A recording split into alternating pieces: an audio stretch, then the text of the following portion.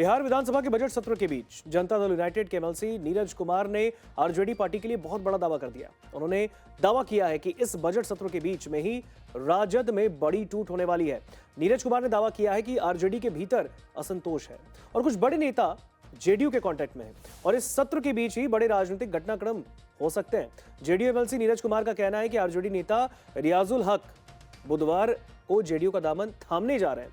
JDU नेता ने आगे कहा कि ये तो सिर्फ झांकी है, असली राजनीतिक तस्वीर अभी सामने आने वाली है। उन्होंने ये तक कहा है कि आरजेडी राजनीतिक रूप से दिव्यांग होती जा रही है, उसके भीतर भारी असंतोष है और पार्टी के कई विधायक अब जेडीयू के संपर्क में। जेडीयू नेता के दावे पर आरजेडी की ओर से अभी तक कोई प्रतिक्रिया सामने नहीं आई। नीरज कुमार के इस दावे से एक दिन पहले ही यानी मंगलवार को तेजस्वी यादव ने विधायक दल की एक बैठक बुलाई थी। इस बैठक में आरजेडी, कांग्रेस, माले के विधायक यानी महागठबंधन के विधायक थे और कहा जा रहा है कि बैठक में बजट सत्र के दौरान पार्टी की रणनीति को अंतिम रूप दिया गया। साथ ही सदन में सरकार को घेरने के मुद्दों को भी तैयार किया गया और इस बैठक के बाद ही जेडीयू एमएलसी ने इतना बड़ा दावा कर दिया है।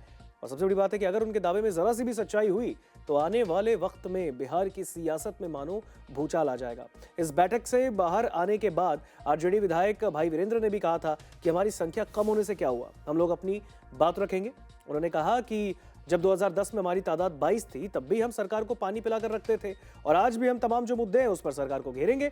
वहीं आरजेडी विधायक प्रोफेसर चंद्रशेखर ने इसे एक रूटीन बैठक बताया था। बहरहाल अब जिस तरीके से जेडीयू एमएलसी नीरज कुमार ने यह दावा किया है, उन्होंने कहा कि बिहार में आरजेडी के अंदर एक बहुत बड़ी टूट होने वाली है और सबसे बड़ी बात उन्होंने ये कही है कि इस बार के बिहार विधानसभा सत्र के दौरान ही इस सत्र के बीच आरजेडी में एक बहुत बड़ी टूट हो जाएगी। और सबसे बड़ी बात है कि उनके इस दावे पे अगर उनका दावा सच साबित होता है तो फिर आने वाले वक्त में आरजेडी को बहुत बड़ा झटका लग सकता है।